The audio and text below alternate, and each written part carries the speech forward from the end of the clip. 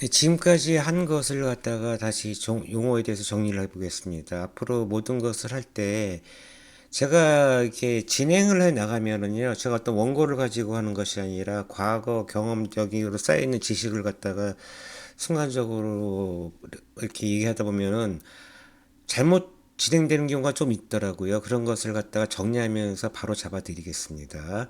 제일 먼저 한 것이 부자죠. 우리가 일상생활에서 많이 쓰고 있어요. 모든 가전제품이라든지 이런 데서 어떤 알람 기능을 하기 위해서 부자를 많이 쓰고 있죠. 부자는 그 오디오 시그널을 재생하는 장치입니다. 단지. 근데 과거에는 오디오 시그널을 갖다가 바이브레이션을 일으켜서 이런 소리를 소리를 내게 해줬죠. 부저의 최초는 여러분들이 과거 전화기 보면 벨이라는 게 있었어요. 벨. 따르르릉 울려주는 벨. 그 벨하고 거의 같은 맥락을 보시면 되는데, 제가 벨에 대해서는 굳이 요즘은 설명을 안 해나갈 겁니다. 근데 부저에 대해서 설명할 필요가 있어요. 그리고 요즘 부자들은 저 멜로디 기능이 추가되고 있죠. 어떤 그 안에 집적회로가 있고 그 집적회로 안에 음색 데이터, 멜로디를 갖다 프로그래밍 해 놓게 되면은 전원을 공급하면서 그 멜로디가 시퀀스 되면서 어떤 멜로디를 갖다 재생시켜 줄 수가 있고요. 또한 마이크로 프로세서에 자기가 원하는 멜로디 이런 걸 추가시킬 수가 있어요. 프로그램적으로. 제가 나중에 그쪽에 대해서도 할 수 있는 기회가 있을 것 같습니다. 그 다음에 여기 피에조 일렉트릭이라는 말이 있는데요. 이 피에조, 뭐 줄여서 피에조. 피에조가 우리가 간단하게 얘기하면 마이크 기능입니다. 어, 압력이 들어가면 해당하는 압력에 따라 전기신호를 발생시켜 주는 것을 피에조라고 하는데요. 우리가 마이크에다가 말을 하게 되면은 우리가 음압이 발생하거든요. 음압에 따라서 압력이 발생하고 그 압력이 전기적 신호로 변환해줘요. 그럼 그 전기적 신호로 변환이 된 것을 아주 처리를 통해서 뭐 증폭이나 뭐 스위칭이나 여러 가지 처리를 통해서 최종적으로는 스피커를 구동해주죠. 그래서 우리가 소리를 듣게 되는 겁니다. 그리고 이 부자를 설명하면서 제가 그 500Hz하고 1500Hz를 갖다가 테스트를 했어요. 여러분들 500Hz를 들었을 때는 들을만 하다고 듣는데 약 1500Hz라면은 약간 좀 높다라는 그런 기분이 들었을 겁니다. 그런 걸 우리가 하이피치라고 실무에서 많이 얘기하는데요. 하이피치는 뭐 정확한 기준은 없습니다. 우리가 말하는 음성 주파수대가 약 800에서 1kHz대거든요. 그래서 우리가 평상시 대화하는 것보다 좀 높으면 하이피치라고 보시면 돼요. 근데 이 하이피치가 지나치게 높으면 좀 굉장히 날카롭게 들리겠죠. 이 부자라는 것 자체가 일반적으로는 잘 다루지는 않습니다만은 이 부자도 하나의 그 주요한 전자 부품으로서 쓰이는 용도가 다양하고 여러분들이 어떻게 나중에 응용할 수 있을 그럴 필요가 있을 것 같아서 제가 설명해 드리고 있는 겁니다.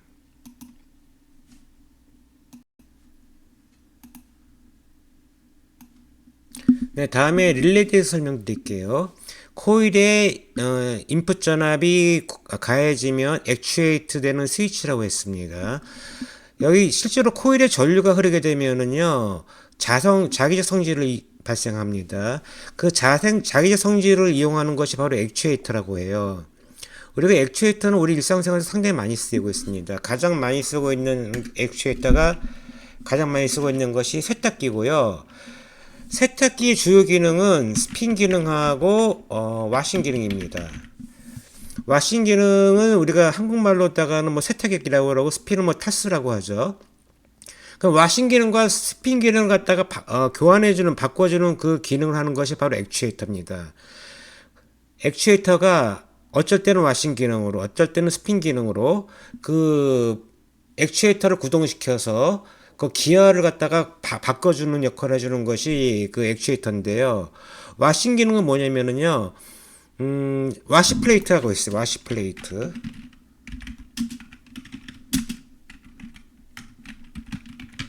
와시 플레이트가 시계 방향, 반시계 방향으로 회전하면서 세탁을 하는 기능을 와싱 기능이라고 하고요.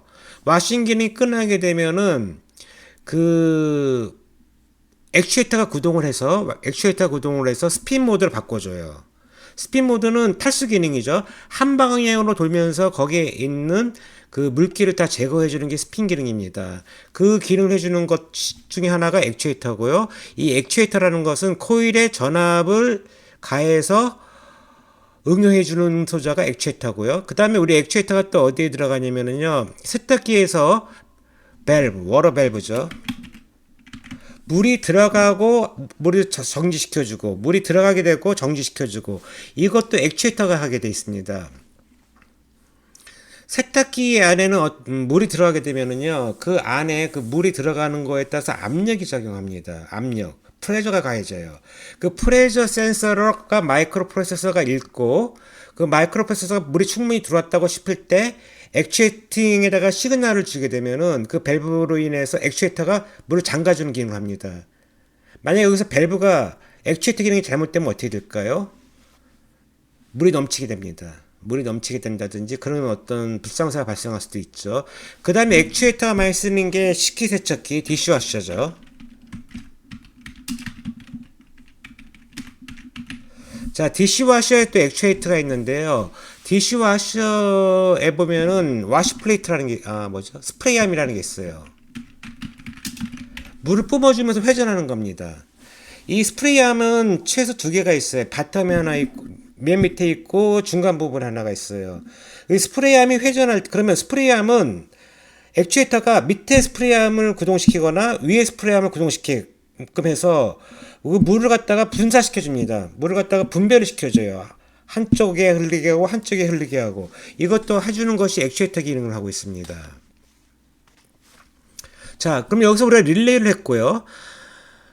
자, 릴레이 할 때 코일에 입력 전압이 가해지면서 액추에이터에 되는 스위치인데, 이때 자기장이 발생할 때 그 자기장이 암을 갖다가 끌어당기면서 암을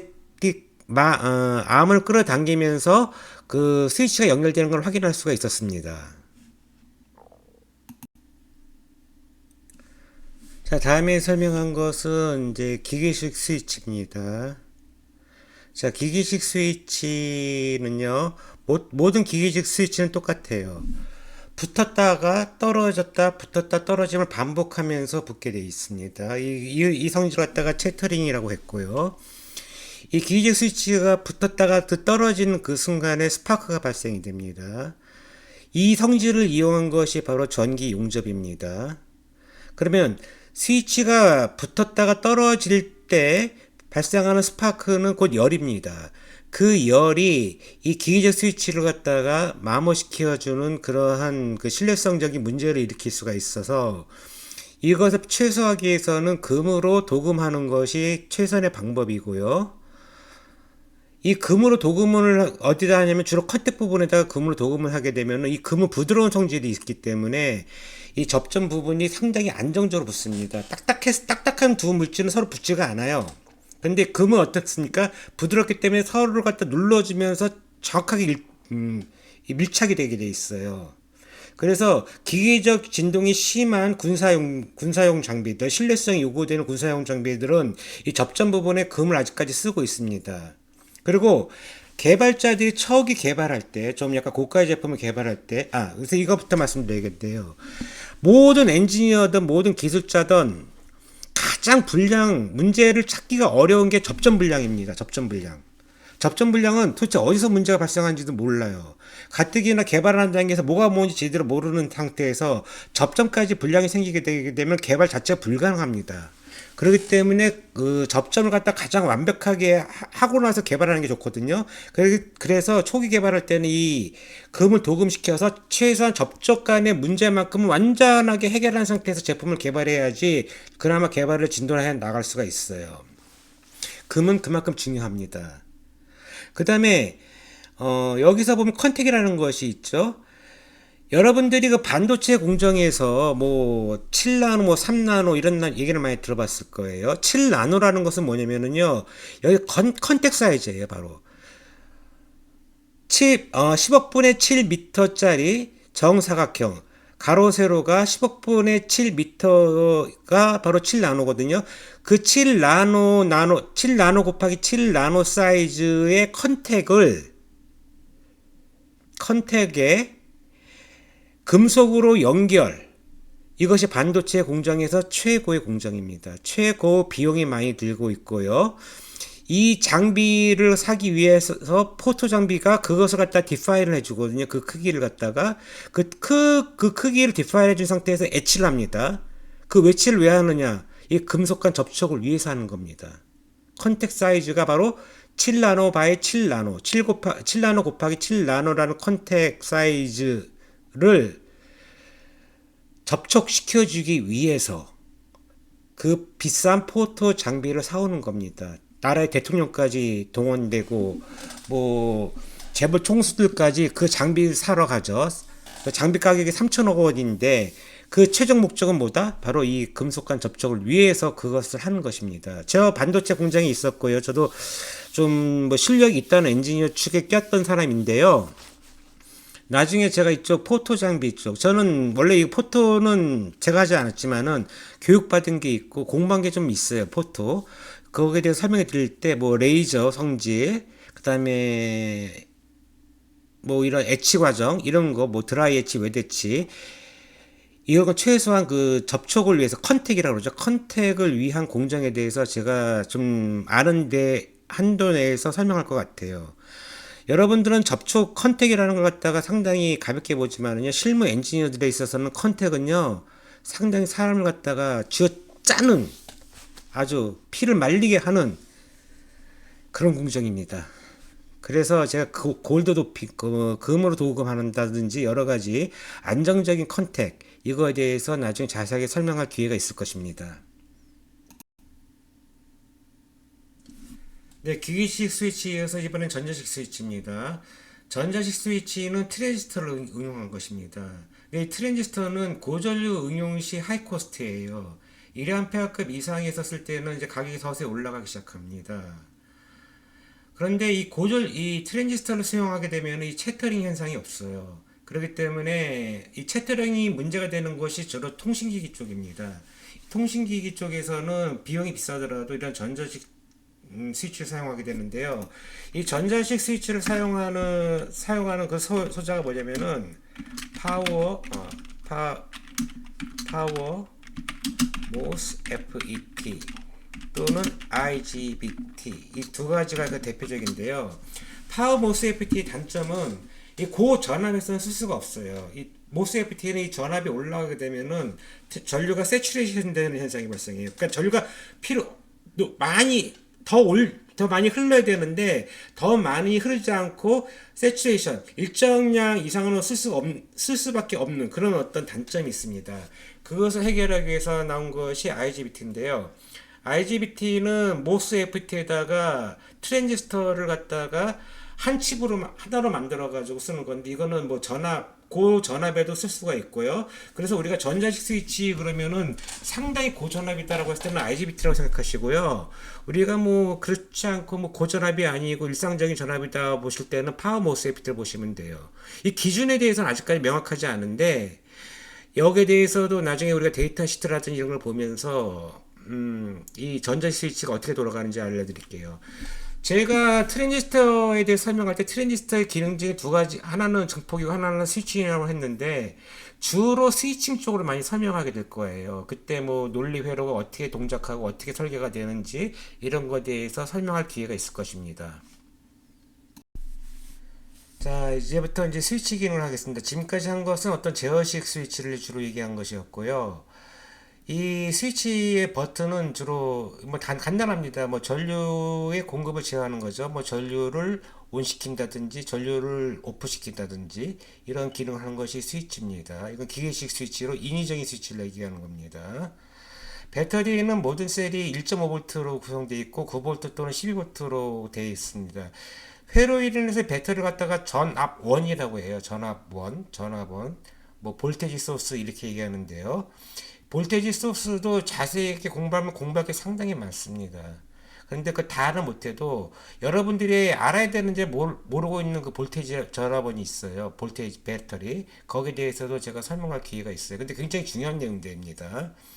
그다음 메탈 와이어에 대해 설명하게 되면은요. 우리가 현재 우리들이 알고 있는 전기선, 통신선은 다 구리선으로 알고 있는데 최초의 통신선은 철로 만들어졌었습니다. 그러다가 구리로 바뀌게 되는데요. 그러다가 전쟁이 났네요. 2차 세계대전이 일어나니까 구리가 부족해졌어요.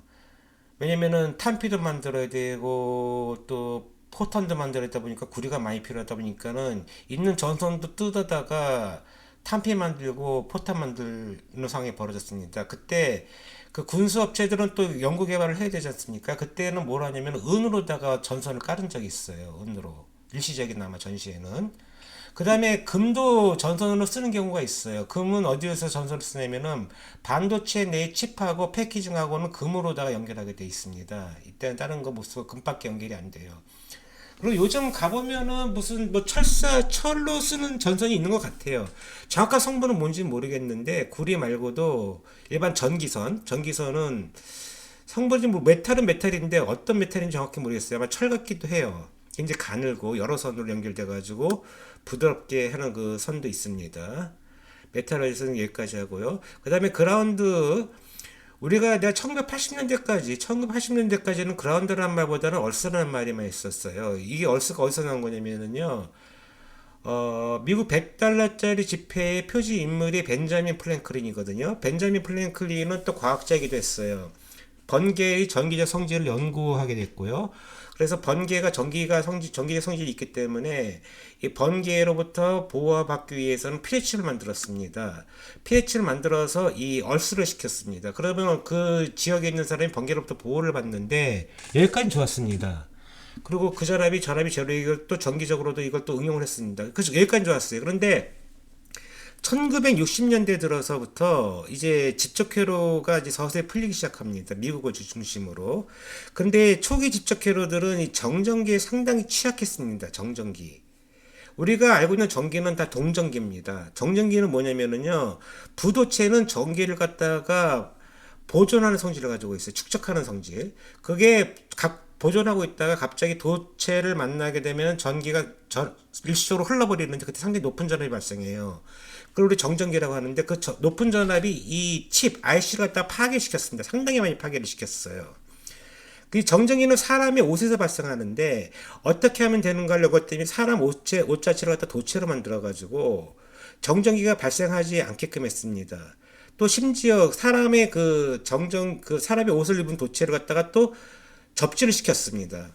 그래서 IC는 보호할 수가 있었어요. IC 파괴가 정전기의 파괴는 보호할 수가 있었는데 문제는 뭐냐면 비 오는 날 번개가 치게 되면은 그 접시복을 타고 들어가서 그 사람들을 갖다 감전시키는 일이 발생하기 시작합니다. 1960년부터 1980년대까지. 그런데 이 문제들은 그래도 공장 차원에서 그래도 어느 정도 기술이 있는 산업시설이기 때문에 해결할 수가 있었습니다. 근데 문제는 가정의 문제가 있습니다. 왜냐면 번개를 치게 되면은 그 번개가 접지봉을 타고서 누전 차단계로 하죠. 서킷 브레이커로 데미지 주는 문제가 있어요. 물론 사람이 다치는 것이 아니고 뭐 이거로 인해서 뭐 화재가 발생하거나 그런 건 없는데 어떤 그 약간의 그 재산적 피해 그런 것이 발생하는 경우가 있습니다. 그 누전 차단기가 뭐 냉장고로 구동하고 있었는데 갑자기 냉장고가 망가지는 거죠. 일시적으로 갑자기 일시적으로 냉장고가 망가져가지고 음식을 다 상한다든지 제가 그런 것 때문에 서비스 콜을 많이 받아서 커스터머 나가다 보면은 그런 경우가 의외로 많습니다. 접지로 인해 가지고 서킷 브레이커가 충격을 받아서 냉장고가 고장나는 경우 그런 경우가 의외로 있어요. 고장이 난 게 아니죠. 냉장고에 전원이 안 들어오는 경우죠. 그런 경우가 종종 있습니다. 그래서 여기에 대해서는 좀 연구가 있어야 될 것 같아요. 근데 이거 그렇게 어렵지 않은데 전기하시는 분들이 거기까지 신경을 안 쓰시더라고요. 그다음에 노드라는 용어가 있었습니다. 노드라는 것은 전압이 같은 지점을 노드라고 합니다. 이거는 우리가 회로를 하면서 제가 좀 더 보완 설명을 해드릴게요. 네, 다음에 프레임이라는 용어가 있었습니다. 프레임이라는 것은 불꽃이죠. 불꽃이 어디에서 발생하냐면요, 이걸 가정에서 어떤 그 두 개의 도선이 접점되어 있는 곳, 거기에서 이게 불꽃이 발생하는 경우가 있는데, 주로 이게 고전류가 필요로 하는 곳에서 가끔 여기서 화재가 일어나는 경우가 있습니다. 그리고 또 저희 릴레이에서도 화재가 일어나고 있는 경우도 있고요. 이런 경우는 이걸 보호하기 위해서 우리가 정션 박스라는 것이 있어요.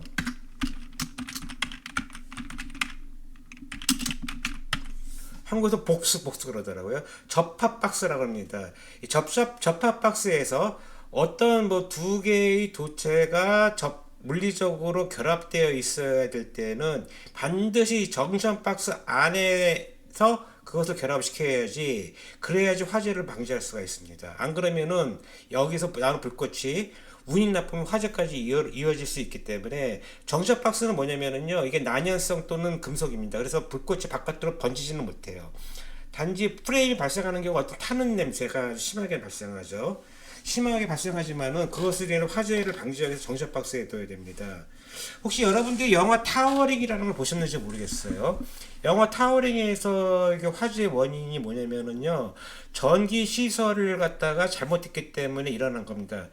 전기 비용을 낮추기 위해서 저질 성능이 되지 않는, 스펙을 맞추지 못하는 전기 자재를 썼기 때문에 화재가 났다고 되어 있는데, 그거 우리가, 물론 제가 그 한참 볼 때는, 어렸을 때 봤을 때는 그런가 보다 하고, 전기가 무섭구나 하고 봤는데, 어느 정도 실무 경험을 하다 보니까는 그 영화는 완전히 잘못된 영화라는 걸 알 수가 있습니다. 화재가 나는 곳 안은 반드시 정전 박스 안에서 일어나게 돼 있어요. 설령 화재가 났다고 하더라도 이 정전 박스 바깥으로 불이 번질 수가 없습니다.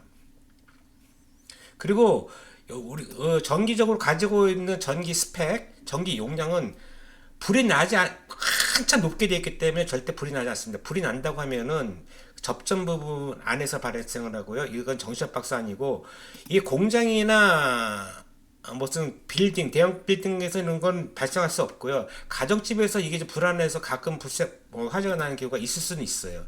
그게 많이 일어나진 않습니다. 그 다음에 제가 먼저 번에 배터리를 얘기하면서 뭐 산업용은 12V로 구동한다고 되어 있잖아요. 그러면서 제가 보충조 갖다 놨습니다. 그걸 PLC라고 그래요. 프로그래머블 로직 컨트롤러로 산업용 제어 시스템을 PLC라고 하고요. PLC는 12V로 구현하게 되어 있습니다. 12V는 또 자동차도 12V로 구현되고 있죠. 굉장히 중요한 전화번호입니다. 12V라는 용어 자체가. 그리고 제가 만약에 다시 태어나서 일을 한다 그러면 저 이쪽부터 시작할 것 같습니다. 프로그래머 로직 컨트롤러. 이거 할 거 굉장히 많아요. 공부할 것도 상당히 많고, 또 좀 약간 난해하기도 하고 쉽기도 하고. 근데 네, 어차피 모든 기술이라는 건 쉬운 기술은 없습니다. 모든 기술은 난해한 기술을 극복해 나가면서 자기의 그 몸값이 올라가게 돼 있어요. 돈 많이 주세요, 이거 안 통합니다. 난해한 기술을 갖다가 많이 경험하게 되면 자연스럽게 연봉이 올라갑니다. 참고로 미국에서 이런 저 PLC라든지 우리가 뭐 자동차라든지 실력이 좀 좋다는 그 기술자들이 하루 일당이 약 500불 정도 이상 됩니다. 그러면 이제 PLC만 잘해도 하루 500불 이상을 벌게 돼요. 해볼만 하겠죠.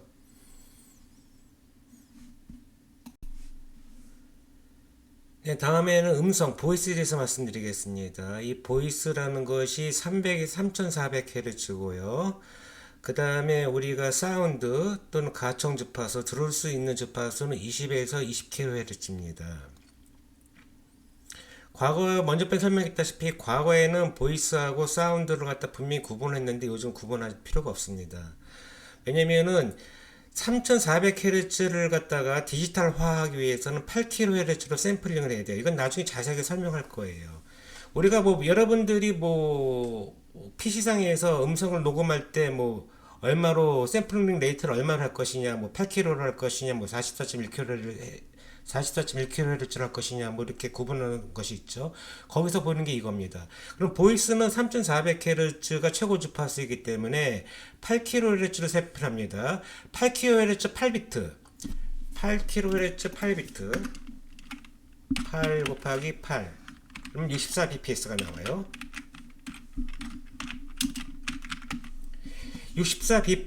8kHz 8비트 64kbps가 나오는데요.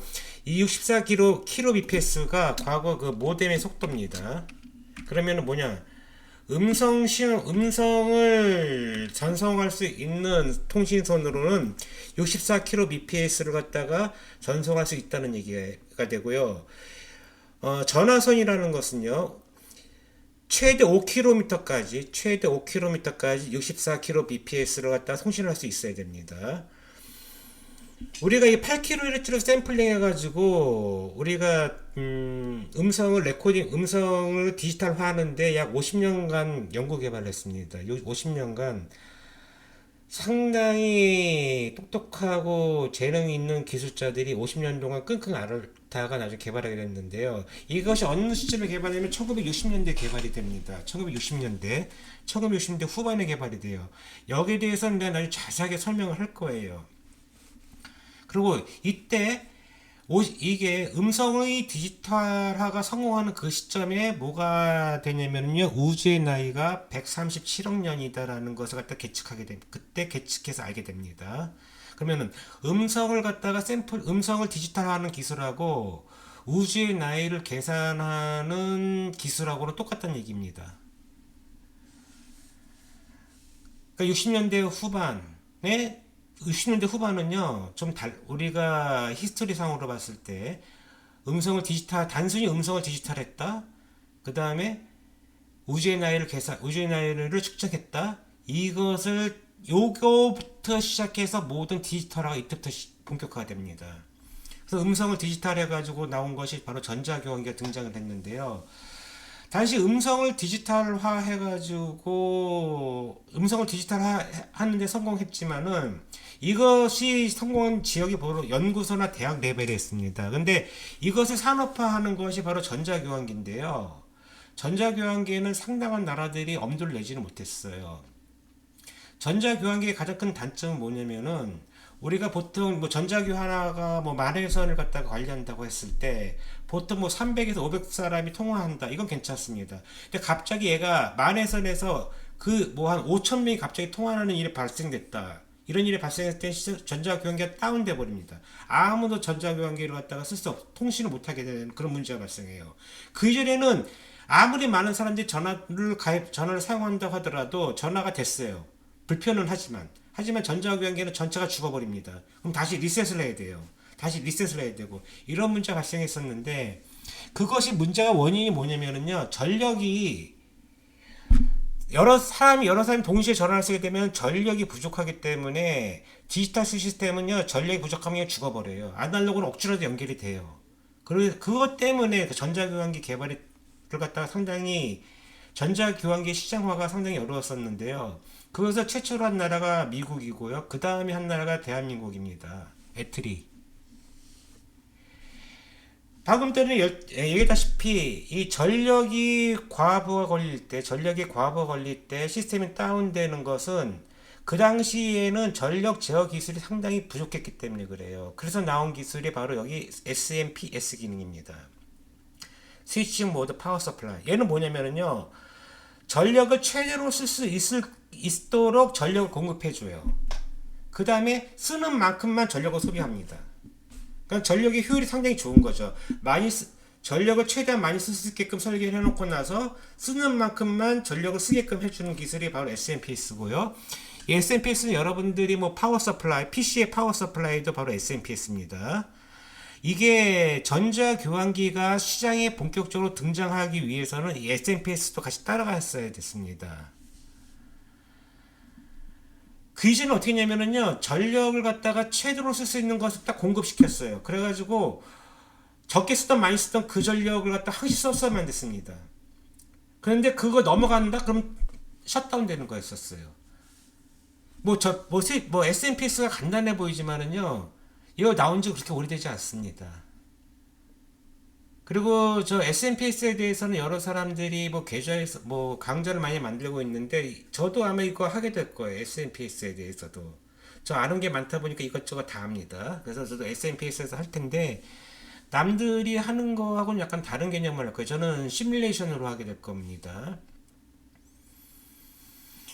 그리고 우리가 음성을 갖다가 약 50년간, 이때가 연구소에서 전자교환기에 대해서 설명드릴게요. 전자교환기로다가 그때 당시에 가장 많이 돈을 번 나라가 대한민국이거든요. 이 전자교환기를 판매해서 모 회사에서는 이 판매 번 돈으로다가 반도체 공장을 짓습니다. 그 반도체 공장에 또 짓다 보니까는 사원들이 필요하죠. 그 사원을 제가 신입사원으로 들어가게 됩니다. 그래서 반도체 일을 제가 시작하게 됩니다. 전자기기가 우리나라의 상당히 효자 산업이었습니다. 그 다음에 가청 주파수, 우리가 들을 수 있는 주파수 또는 사운드라고 합니다. 같은 말입니다. 사운드와 가청 주파수는 같은 말이고요. 얘는 20kHz가 맥시멈이기 때문에 샘플링 레이트를 44.1kHz로 하게 되고요. 여기까지 하는데 50년이 걸렸고요. 여기 8kHz 샘플링 하는데 50년이 걸렸고, 8kHz에서 44.1kHz로 샘플링 하는데 약 10년 이상이 걸립니다. 이렇게 해서 샘플링에 성공해가지고 만들어진 게 바로 컴팩트 디스크고요. 이것은 소니하고 필립스에서 개발했고요. 근데 이 컴팩트 디스크는 그게 크게 시장 재미를 못 봐요. 왜냐면 여기서 8kHz, 44.1kHz까지는 굉장히 오래 걸렸지만은 이다음부터는 막 올라갑니다. 샘플링 레이트가. 그래서 그것도 있었고, 컴팩트 디스크 말고도 여러 가지 저장 매체들이 상당히 많이 나왔어요. 그 다음에 CD 기술이 됐지만은 얘는 또 CD 기술은 또 많이 이게 보편화될 때 이거보다 더 좋은 성능들의 그 샘플링 기술이 발달하면서 컴팩트 디스크는 큰 재미를 못 보게 됐었어요. 그다음에 제가 뭐 하이피치에 대해서 잠깐 얘기했죠. 우리가 느끼기에 좀 높은 주파수가 하이피치고요. 여기는 고령일수록 고음 청취가 약해진다. 왜냐면은 고막이 탱탱하지 않기 때문에 약간 그 진동, 공진이 일어나는 주파수가 점점 낮아지기 시작합니다. 어릴수록 고막이 탄탄하기 때문에, 고막이 얇고 탄탄하기 때문에 하이 피치에도 진동을 할 수 있기 때문에 어릴수록 고음을 들을 수가 있습니다. 자, 우리가 그리고 먼저 번에 시뮬레이션 하면서 LED, 레드를 가지고 시뮬레이션 했었는데요. LED는 옐로우, 레드, 그린 등 다양한 색상의 빛을 발생시키는 전기 소자고요. 디스플레이로 많이 응용되고 있죠. 근데 이 LED에 대해서는 뭐 간단하게 설명할 성질의 것이 아니고 나중에 좀 자세하게 물성적으로 왜 빛이 어떻게 발생하는지 원자 레벨에서 에너지 밴드 개념에서 이걸 설명하게 될 겁니다. 그 다음에 가시광선, 우리가 보일 수 있는 가시광선에 대해 얘기하는데 우선 전자기파에 대해서 잠깐 얘기를 할게요. 전자기파는 여러분들 많이 들었을 거예요. 전자기파하고 전파의 차이는 뭐냐면 전파는요 방송용으로 쓰이는 전자기파를 전파라고 합니다. 전자기파를 최초로 알아낸 사람은 페러데이입니다. 페러데이는 도선에 전류가 흐르면 자기장이 형성된다라는 것을 알아내가지고 당시 전 세계적으로 유명한 과학자가 됐습니다. 그런데 이 페러데이는 전자기파라는 것이 존재한다. 하지만 이건 아무짝에 필요가 없다라고까지 얘기를 했었어요. 그 당시에는요. 그런데 이 페러데이가 갑자기 어느 날 빛이 전자기파다라고 얘기를 합니다. 이때 전 세계가 좀 이상하게 받아들여요. 야, 이거 말 같지도 않은데 유리한 사람이 얘기하니까는 뭐 무시할 수도 없고 이건 웃을 수도 없고 울 수도 없는 그런 희한한 현상이 발생됐어요. 근데 이 페러데이가 원래 직업이 뭐였냐면 인쇄공이었습니다. 인쇄공 인쇄 활자를 갖다가 조판해가지고 책을 찍어내는 사람이었었는데요. 이 페러데이는 그걸 하면서 공부를 했고 자기 나름대로 여러 가지 실험을 했었어요. 그러면 페러데이는 그 수학적인 백그라운드가 상당히 부족했습니다. 아는 거는 많은데 머릿속에 들은 건 많은데 그 표현할 수 있는 방법이 없었던 거예요. 근데 이 사람이 빛이 전자기파다라고 하는데 전 세계 다른 사람들이 이걸 갖다가 인정하기도 어렵고 인정 안 할 수도 없고 왜냐면 워낙 유명한 사람이니까. 근데 이 사람이 거의 나이가 많이 들었을 때 맥스웰이라는 사람이 빛이 전자기파다라고 수학적으로 증명을 해버립니다. 그러면서 맥스웰이 더 유명해집니다. 빛이 전자기파다. 이걸 어떻게 증명하냐면요. 빛과 전자기파는 진행 속도가 같기 때문에 빛이 전자기파다. 이렇게 증명을 해버려요. 나중에 실용적으로. 맥스웰 방정식이라고 여러분들이 많이 들어보셨을 텐데요. 맥스웰 방정식에 대해서 이 과정에서는 특별히 안 하겠습니다. 저는 맥스웰 방정식에 대해서 알지만 잘 모르겠습니다. 솔직히. 근데 한 가지 분명한 거, 전자기파는 진행한다. 비의 속도로, 같은 속도로 진행한다. 이것만큼은 꼭 알아야 됩니다. 그 다음에 뭐 거기서 방사 현상 이런 거에 대해서 제가 나중에 설명할 기회가 있을 거예요. 그 전자기파 중에서 파장 다른 물론 보통 전자기파는 주파수로 얘기하는데 가시광선부터는 파장으로 얘기합니다. 파장이 400에서 700 나노미터까지 범위를 갖다가 가시광선이라고 하고, 우리가 이 전자기파가 인간의 망막을 구동시켜서 우리가 볼 수 있게끔 해주는 것을 가시광선이고, 이때의 파장은 400에서 700 나노미터고요. 파장이 길수록 에너지가 약합니다. 파장이 긴 거 700 나노미터가 바로 레드에 해당하고요. 우리가 볼 수 있는 가시광선이 빨주, 노초, 파란, 뭐 바로 무지개색인데, 그 중에서 보라색이 약 400 나노미터 영역에 가 있습니다. 이걸 가지고 제가 나중에 우주공학과 나라는 소설을 쓸 겁니다. 여기서 소설을 써가지고 빅뱅부터 오늘날의 우리가 어떻게 만들어지고 어떻게 느끼고 있는지를 갖다가 우주공학과 나라는 소설로서 이 전자기파, 그 다음에 모든 환경, 지구를 구성하고 있는 환경, 모든 전파 이런 것들에 대해서 좀 나 나름대로 연구한 부분에 대해서 설명할 기회가 있을 겁니다. 전자기파가 뭐 유해하다라는 얘기가 있는데요. 이거 절대 근거 없습니다. 다만 유해한 전자기파가 있어요. 어떤 전자기파냐? 우리가 오랫동안 빛을 바라보고 있을 때, 이때는 약간 유해할 수가 있습니다. 그거에 대해서도 제가 나중에 설명할 기회가 있습니다. 그런데 우리가 가정에서 쓰고 있는 휴대폰, 스마트폰, 고압선 이런 건 유해하지 않습니다. 다만 고압선을 아주 가까이 가게 되면 거기서 약간의 자기장을 느낄 수가 있어요. 그게 뭐 유효하냐 안 하냐 이건 따질 필요가 있지만 결론적으로 유효하지 않다라고 보고 있습니다. 지금은요. 근데 전자기파와 별도로 스맥파가 있어요. 스맥파는 유해할 수가 있습니다. 이건 전자기파가 별도의 스맥파, 물이 흐르는 거죠. 땅 속에 있는 물이 흐를 때 스맥파가 있다고 하는데, 스맥파는 구리판으로다가 다 차단할 수가 있어요. 그렇기 때문에 뭐 유효하다 안 하다라는 좀 얘기가 좀 어렵고요. 스맥파는 유효할 수가 있지만 전자기파는 유효하지 않다. 유효한지 모른다. 유효하다, 무효하다. 이런 건 좀 따질 필요가 없을 거라고 보이고 있습니다. 네, 오늘 여기까지 하겠습니다.